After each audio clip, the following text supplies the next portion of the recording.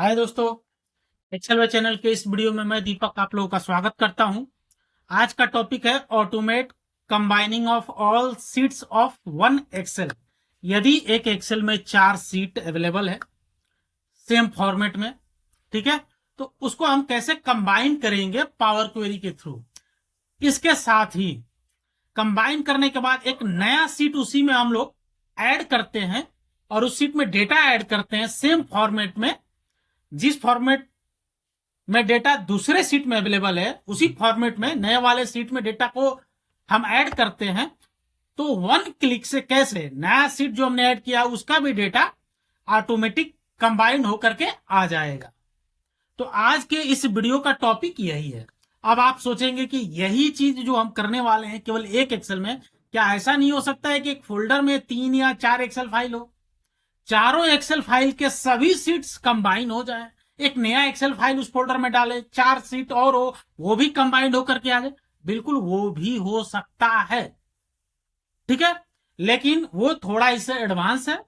ठीक है, टेक्निक यही लगेगा लेकिन वो थोड़ा एडवांस है, तो उस टॉपिक को मैं उस टॉपिक का वीडियो में बाद में बनाऊंगा। बट आज का टॉपिक क्या है?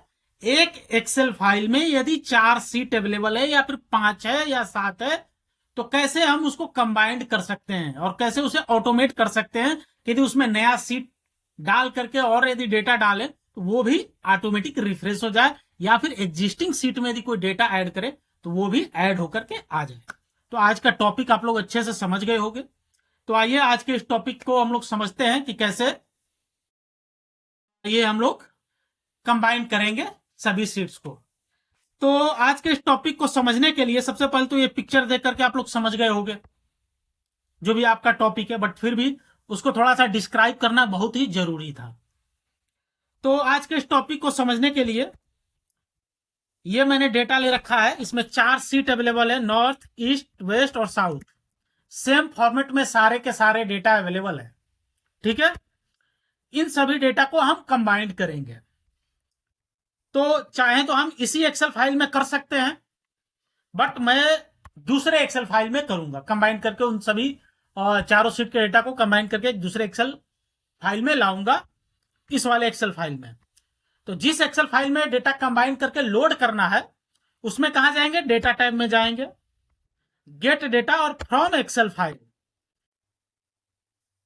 चूंकि केवल और केवल एक एक्सेल फाइल के सीट सभी सीट को हम कंबाइन करने वाले हैं। तो अब क्या करेंगे कि वो एक्सेल फाइल जहां पर भी अवेलेबल है उस एड्रेस पर हम जाएंगे। मेरा जो डेटा है वो कहां पर है? मेरा एक्सेल फाइल कहां पर है? डेस्कटॉप पर। और फाइल का नाम क्या है? All zone data. इसको सिलेक्ट करेंगे और इंपोर्ट। अब क्या है कि डेटा जो है इंपोर्ट होकर के पावर क्वेरी में आएगा। ऑप्शन ये आ गए। इसमें क्या करेंगे? हम फोल्डर सिलेक्ट कर लेंगे। हम चाहें तो एक एक करके कर सकते हैं, लेकिन हमको केवल एक सीट का डेटा नहीं चाहिए, हमको सभी सीट का डेटा चाहिए। तो फोल्डर को सिलेक्ट कर लेंगे और हम मल्टीपल भी नहीं लेंगे, क्योंकि यदि मल्टीपल लेंगे तो समस्या है। यदि हमने इन दो को सिलेक्ट कर लिया तो जो नया सीट उसमें ऐड करेंगे वो ऑटोमेटिक रिफ्रेश करने पर वो ऐड नहीं होगा। तो हम क्या है कि मल्टीपल आइटम भी नहीं लेंगे, हम फोल्डर को सिलेक्ट करेंगे और ट्रांसफॉर्म डेटा पर जाएंगे। तो ये सब तो बेसिक चीजें इसमें इस्तेमाल होंगी मैक्सिमम। जो सबसे इंपॉर्टेंट ट्रिक्स है इसमें वो 2 है, ठीक है। अब क्या करना है कि इस पर किसी एक टेबल पर हम क्लिक करेंगे, इसको ड्रैग करते हैं ऊपर। तो अब देखो यहां पर आपको दिख रहा होगा कॉलम 1 2 3 4 दिख रहा है 8 तक, और नीचे स्टोर नेम वगैरह दिख रहा है, store name, order, time stamp आपको दिख रहा होगा। तो ट्रिक नंबर 1 जो इस्तेमाल होगा वो यहीं पर होगा। और वो क्या है ट्रिक? ये जो आपको नल दिख रहा है इसको थोड़ा नीचे कर दे, ये नल आपको दिख रहा है, इस नल को हम करेंगे ट्रू। इससे क्या होगा? ये जो स्टोर नेम दिख रहा है ना, ये जितने भी ये रो दिख रहे हैं, रो 1, ये सारा का सारा हीडर में तब्दील हो जाएगा, यानी कि कॉलम 1 2 3 नहीं दिखेगा, उसकी जगह पर store name, order, time stamp दिखने लगेगा। यहां पर ट्रू मैंने लिख दिया है। अब एक क्लिक करेंगे, अब जाएंगे टेबल पर। अब देखिए कॉलम 1 2 3 आपको दिख नहीं रहा होगा, store name, order, time stamp तो पहला ट्रिक जो था वो ये था। ठीक है, अब क्या करेंगे, रिमूव अदर कॉलम्स। तो अब ये जो स्टेप मैं कर रहा हूं ये नॉर्मल है। अब जो दूसरा ट्रिक इस्तेमाल होने वाला है, अब देखो इसमें ऐड कॉलम में जाएंगे, कस्टम कॉलम। अब ये दूसरा ट्रिक इस्तेमाल होने वाला है, टेबल डॉट ऐड कॉलम। ठीक है, टेबल का नाम जो है डेटा होगा।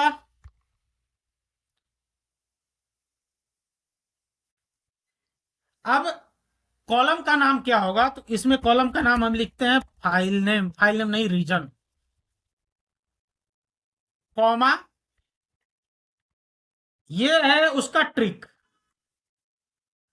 जो लोग एडवांस एडिटर में काम करते हैं उनको थोड़ा बहुत यह समझ में आ रहा होगा। ये क्या है कि हमने फंक्शन बना दिया है, ठीक है, और आर क्या है, तो ये आर में ये डेटा जाएगा। आर जो है, आर क्या है, इस टेबल को रिप्रेजेंट कर रहा है, उस टेबल को हम फंक्शन में डाल देंगे। ठीक है, और अब यहां पर क्या करेंगे, ये रहा नेम। अब ये फंक्शन क्या करेगा, इस टेबल में, जो टेबल ये हमको दिख रहा है, इस टेबल में ये जो नाम है नेम, इसको ऐड करेगा। और कॉलम का नाम क्या होगा, रीजन। मैंने इतना समझा दिया, क्लियर समझ में नहीं आएगा, लेकिन जब टेबल आप नया ऐड होकर के आएगा तो आपको पता चलेगा। करते हैं क्या, यहां पर लिख देते हैं एडिंग कॉलम, एडिंग कॉलम नहीं, एडिंग सोर्स नेम। करते हैं क्या, ओके। अब देखो इसमें लास्ट कॉलम नेम क्या है, ऑर्डर टोटल। इस वाले में क्या है, रीजन नॉर्थ। ठीक है, नीचे वाले में क्या है, रीजन ईस्ट। आपको दिख रहा है नेम यहां पर आ गया है। इस वाले टेबल में क्या है, वेस्ट। तो ये था हमारा दूसरा टेक्निक। जो लोग पावर क्वेरी इस्तेमाल भी करते हैं बट केवल और केवल बेसिक लेवल इस्तेमाल करते हैं, उनको ये सब बातें नहीं पता होंगी। अब क्या करेंगे हम, रिमूव अदर कॉलम्स, इस पर क्लिक करेंगे, इसको रिमूव कर देंगे और ओके। अब ये देखो, ये जो हमारा टेबल है कंबाइंड होकर के आ गया है, और लास्ट में देखो ये रीजन आ गया है, north east, east north south और वेस्ट। डेटा हमारा कंबाइंड हो गया है। अब इसमें एक चीज और रह गया है, वो मैं थोड़ा सा आपको दिखा दूं। अब देखो ये डेटा है थोड़ा सा डिफरेंट टाइप का दिख रहा है। इस वाले में क्या है और इस वाले में देखो थोड़ा सा डिफरेंट टाइप का दिख रहा है डेटा। दूसरा चीज कि यहां पर टेक्स्ट है। तो जिन लोगों ने भी मेरे प्रीवियस वीडियो देखे हैं उनको पता है कि ये जो भी डेटा है सारा का सारा अभी टेक्स्ट में है। इनके डेटा टाइप में इस पूरे टेबल को लाने के लिए क्या करना है हमको, हम पूरे का पूरे टेबल को सिलेक्ट करेंगे, ट्रांसफॉर्म में जाएंगे और डिटेक्ट डेटा टाइप। तो जितने भी कॉलम है उन वो सारे का सारे कॉलम अपने डेटा टाइप में कन्वर्ट हो जाएगा। पहले टेक्स्ट में था, अब देखो यहां पर आपको दिख रहा है डेट टाइम का साइन। ठीक है, अब हो गया। अब क्या करेंगे, हम जाएंगे होम पर और क्लोज एंड लोड। अब यहां पर एक अलग सीट आ जाएगा और उसमें सारा का सारा कंबाइंड डेटा देखो हमारा आ गया। नॉर्थ, देखो नॉर्थ का डेटा आ गया, कितना है इसमें 13। इस वाले में जाओ, नॉर्थ में देखो कितना है 13। ईस्ट में कितना है 12 है। यहां ईस्ट में देखो रिकॉर्ड कितना है, ईस्ट में रिकॉर्ड जो है वो है 11 रिकॉर्ड है। तो इसमें भी कितना होगा, इसमें भी 11 रिकॉर्ड है। रो टोटल 12 है। ठीक है, यहां पर भी 11 रिकॉर्ड है। तो आज का टॉपिक आप लोग समझ गए होंगे, लेकिन एक एग्जांपल, जैसा कि मैंने कहा था कि यदि उसमें एक नया हम सीट ऐड करें, तो एक नया सीट हम ऐड करते हैं, ईस्ट की हम कॉपी बना देते हैं, ईस्ट 2 आ गया और इसको सेव कर देते हैं क्या, कंट्रोल एस। और यहां पर अब जाके हम करेंगे रिफ्रेश, रिफ्रेश ऑल। देखो ये आपको ईस्ट 2 सीट में जो भी डेटा है वो ऑलरेडी केवल 1 रिफ्रेश पर आ गया। तो ये था पावर क्वेरी का मैजिक।